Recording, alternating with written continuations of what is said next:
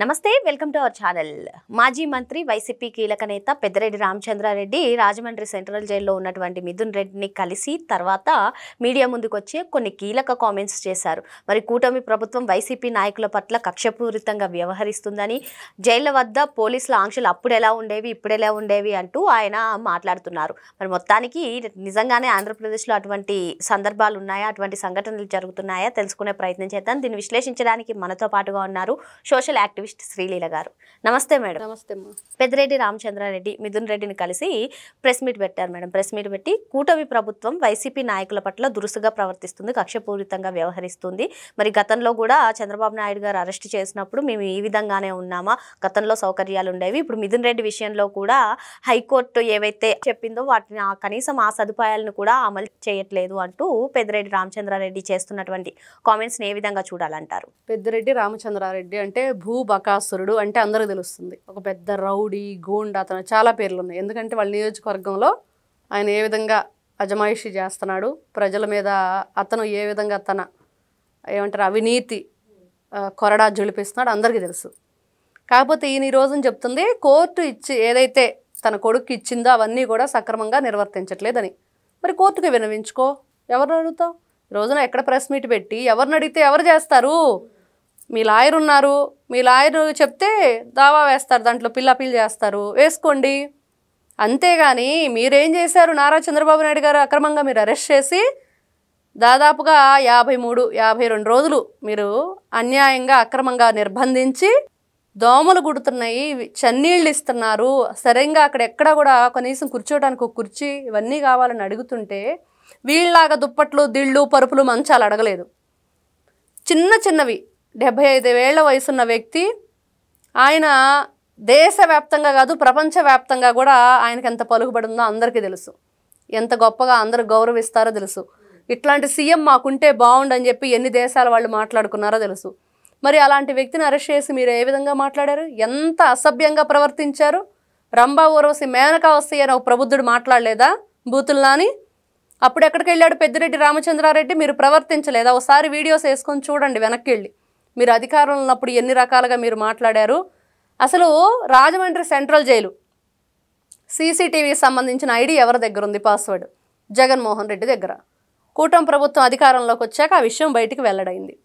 మరి అప్పుడు తెలీదా ఇతనికి ఏ విధంగా వీళ్ళు ప్రవర్తించారు, ఏ విధంగా చేశారు? అసలు ఎవరి దాకా ఎందుకు? వాళ్ళ ఎంపీ రఘురామకృష్ణరాజు గారిని అన్యాయంగా అక్రమంగా అరెస్ట్ చేసి చనిపోయేటట్టు అంత పరిస్థితి తీసుకొచ్చారు కదా, గుండెల మీద ఎక్కి తొక్కేశారు కదా. మరి దాని గురించి మాట్లాడవచ్చు కదా పెద్దిరెడ్డి రామచంద్రారెడ్డి గారు. అంటే వీళ్ళు ఈ రోజున నీ కొడుకు అరెస్ట్ అయితేనే, నీ కొడుకు వస్తేనే బాధలా? మీరు అంతకుముందు చేసిన సమగ్రవంతమైన పరిపాలన, మీరు అంతకుముందు శ్రీరాముడు పరిపాలన కొనసాగించారని చెప్పుకుంటున్నారా? రాష్ట్రాన్ని రావణ కాష్టం చేసింది మీరు. రాష్ట్ర ప్రజల్ని బలి తీసుకున్నారు మద్యం అనే పేరుతోటి, విషాన్ని అమ్మి. దాంట్లోనే కదా వీళ్ళ అబ్బాయి అరెస్ట్ అయ్యాడు. ఇప్పుడు ఈ తండ్రి కొడుకులు చెయ్యింది ఏదీ లేదు, అంతా చేసిన తప్పులకే శిక్ష అనుభవిస్తున్నారు. గతంలో జైలు వద్ద పోలీసుల ఆంక్షలు ఏ విధంగా ఉండేయో ఇప్పుడు ఏ విధంగా ఉన్నాయో స్పష్టంగా కనబడుతున్నాయి అంటున్నారు. మరి గతంలో ఏ విధంగా ఉన్నాయి, ఇప్పుడు ఏ విధంగా ఉన్నాయి, ఏమంటారు? గతంలో అంటే చూసాం కదా, jail CCTV footages Jaganmohan Reddy దగ్గర ఉండేంత పగడ్బందీగా ఉన్నాయి. ఇప్పుడు అక్కడ అధికారులు ఎవరు, వాళ్ళకున్న రూల్స్ రెగ్యులేషన్స్ ఏంటి, వాళ్ళు ఏది కూడా క్రాస్ చేయకుండా ఎలా ప్రవర్తించాలి, అక్కడ వాళ్ళకి ఇచ్చిన బ్యారక్ ఏంటి, వాళ్ళ సదుపాయాలు ఏంటి, అవన్నీ కూడా సక్రమంగా నిర్వర్తిస్తున్నారు. వాళ్ళ విధుల్ని వాళ్ళు కొనసాగిస్తున్నారు. అది వీళ్ళు తట్టుకోలేకపోతున్నారు. ఇప్పుడు ఆయన బాధ ఏంటంటే గతంలో వాళ్ళు చెప్పినట్టు చేశారు, ఇప్పుడు పెద్దిరెడ్డి రామచంద్రారెడ్డి చెప్పినట్టు చేసేవాళ్ళు లేరు అక్కడ. ఈయన ఏం చేశాడు? ఆయన గన్మెన్ చేత కూడా మొన్న లగేజ్ మోపించాడు, ఆయన సస్పెండ్ చేశారు కదా. మరి ఈయన మాట్లాడతాడు ఈ రోజున అంతకుముందు ఇలా ఉంది ఇప్పుడు ఇలా ఉందంటే నిజమే ఆయన చెప్పింది. అప్పటికిప్పుడు మార్పులు ఉన్నాయి. అప్పుడు వాళ్ళ డ్యూటీ వాళ్ళు చేయనివ్వకుండా చేసింది వైఎస్ఆర్సీపీ ప్రభుత్వం. ఇప్పుడు కూటమి ప్రభుత్వం చెప్తుంది ఎవ్వరూ కూడా లిమిట్స్ క్రాస్ చేయడానికి వీల్లేదు, ఎవ్వరూ కూడా హద్దులు దాటడానికి వీల్లేదు, ఎవ్వరూ కూడా అతిక్రమించడానికి వీల్లేదు, మీరు మీ డ్యూటీని సక్రమంగా నిర్వర్తించండి అని చెప్పి పూర్తిగా వాళ్ళకి వాళ్ళ ఇష్టం ఎలా వాళ్ళు డ్యూటీ చేయాలో అలానే చేయాలని చెప్పింది. అంతేగాని ప్రభుత్వాలు ఈ విధంగా ఇదిగో వీళ్ళతో ఇలా ఉండండి వీళ్ళతో ఇలా ఉండండి అని జగన్మోహన్ రెడ్డి చెప్పినట్టు చెప్పట్లేదు. అదే ఇప్పుడు ఆయన బాధ. చంద్రబాబు నాయుడు గారు అరెస్ట్ అయ్యి రాజమండ్రి సెంట్రల్ జైల్లో ఉన్నప్పుడు అసలు పరిస్థితి ఈ రకంగా లేదు, ఇప్పుడు మా పైన కక్షపూరితంగా వ్యవహరిస్తున్నారని పెద్దిరెడ్డి చేస్తున్నటువంటి కామెంట్స్ ఏ రకంగా చూడాలి? అసలు చంద్రబాబు నాయుడు గారిని వీళ్ళు అరెస్ట్ చేసింది దేనికి? అక్రమంగా అన్యాయంగా లేని కేసుల్ని చూపించి అరెస్ట్ చేశారు. ఎందుకు? కక్షపూరిత రాజకీయం. ప్రపంచమే ఒకటయింది అక్కడ. అన్ని దేశాలు తెలుగు ప్రజలందరూ కూడా ఒకటయ్యి ఒకే తాటి మీదకి వచ్చి మాకు కావాల్సింది నారా చంద్రబాబు నాయుడు గారు బయటికి రావటం. ఆయన్ని మేము మీరు బెయిల్ మీద బయటికి పంపిస్తే ఒప్పుకోము, మీరు చేసింది అన్యాయంగా అక్రమంగా అరెస్ట్ చేశారు కాబట్టి ఆయన విడుదల చేయండి అని చెప్పి ప్రతి ఒక్కరూ కోరుకున్నారు. వంటింట్లో వంట చేసుకునే మహిళ కూడా బయటకు వచ్చింది ఫస్ట్ టైం ఆ రోజున.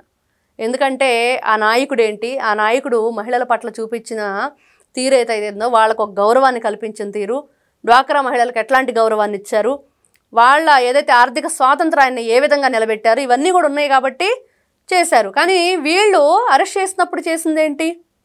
రోడ్డు మార్గంలో ఎన్ని గంటలు ప్రయాణం చేయించారు? మరి దాని కనీసం కారణాలు చూపించారా? స్కిల్ డెవలప్మెంట్ దాంట్లో కేసు అన్నారు. దానికి సంబంధించి ఎక్కడ ఇప్పటికి కూడా ఒక్కటంటే ఒక్కటి నిరూపించారా? నిరూపించలేరు. మరి అలా ఎన్ని రకాలుగా కేసులు పెట్టి రకరకాలుగా ఇబ్బందికి గురి చేసి అక్కడ సరైన సౌకర్యాలు ఇవ్వకుండా, అసలు మీరు అంత పెద్ద వయసు ఉన్న వ్యక్తికి కనీసం కమోడు, ఇండియన్ కమోడు కాకుండా వెస్ట్రన్ కమోడ్ కావాలని చెప్పి కోరుకుంటే అది కూడా మీరు ఇవ్వకుండా టార్చర్ చేసింది ఎవరు? ఇంతకంటే ఘోరం ఇంకోటి ఉందా? ఇంతకంటే వీళ్ళు చేసిన నీచాతి నీచమైన పనులు ఇంకోటి ఉంటాయా? ఎంత బాధగా ఉంటుంది. మీరు ఇష్టానుసారంగా బయటకు వచ్చేసి నారా భువనేశ్వర్ గారు, నారా బ్రాహ్మణి గారు, లోకేష్ గారు మాట్లాడిన మాటల్ని మీ ఇష్టానుసారంగా ట్రోల్ చేస్తూ, వెక్కిరిస్తూ, వెకిలి చేష్టలు చేస్తూ, నోటికి ఏదొస్తే అది మాట్లాడింది ఎవరు? వైఎస్ఆర్సీపీ పార్టీ వాళ్ళు కదా. పెద్దిరెడ్డి రామచంద్రారెడ్డికి ఏం కనిపించట్లేదా? ఈ రోజున అన్యాయంగా అక్రమంగా ప్రజల్ని హింస పెట్టి మీ కొడుకు జైలుకి వెళ్ళాడు, ఊరికెళ్ళలేదు. నిరూపించుకోమనండి, మీరు కూడా నిరూపించుకోండి. మీలాగా మేమేమి ఈ రోజున దోమలు కుడుతున్నాయి, రంభా ఊరు మేనకొచ్చి కుడతాయి, ఇక వస్తాయి అని చెప్పి మేము చెప్పట్లేదుగా. వీళ్ళకి ప్రభుత్వం ఆదేశాలకు సంబంధించి ఆ విధంగా కోర్టు కూడా ఏ విధమైన ఆదేశాలు ఇస్తుందో దాంతోపాటు వెళ్ళండి ముందుకి. అంతే తప్పించి ఈ రోజున ఎవరు ఆదేశాలతో పోలీసులు నడవట్లేదు. పోలీసు వ్యవస్థ చట్టంగా, న్యాయంగా, ధర్మంగా వాటన్నిటికి కూడా కట్టుబడి వెళుతుంది. ఆ విషయం మర్చిపోయి ఈ రోజున అక్కడికి వెళితే ఇతనికి ఎటువంటి సౌకర్యాలు, సౌలభ్యాలు లభించట్లేదు. అది ఆయన బాధ. కాబట్టే ప్రతిదానికి నారా చంద్రబాబు నాయుడు గారి పేరు తెస్తూ మొన్నే బాబుగారి స్నేహితులందరూ కూడా గట్టిగా చెప్పుతో కొట్టినట్టు సమాధానం చెప్పారు. ఒక విషయం ఎవరు? సాక్షాత్తు జగన్మోహన్ రెడ్డి మాట్లాడాడు ఆ విషయాన్ని. కాబట్టి వీళ్ళకి ఇట్లాంటి కుక్క కాటుకు చెప్పు దెబ్బ అన్నట్లుగా ఎన్నిసార్లు వీళ్ళకి ఎన్ని రకాలుగా చెప్పినా కూడా వీళ్ళ బుద్ధి మార్చుకోరు, ఇలానే మాట్లాడతారు, ఇలానే అవాకులు చవాకులు పేలుతూ ఉంటారు. Okay madam. పెద్దిరెడ్డి రామచంద్రారెడ్డి ఇప్పుడు చెప్తున్నవన్నీ కూడా గత ప్రభుత్వ హయాంలో జరిగినవన్నీ కూడా చెప్పినట్టుగా ఉందని చెప్పి మేడం చెప్తున్నారు. మరో అంశంతో మళ్ళీ కలుద్దాం. Thank you madam. నమస్తే.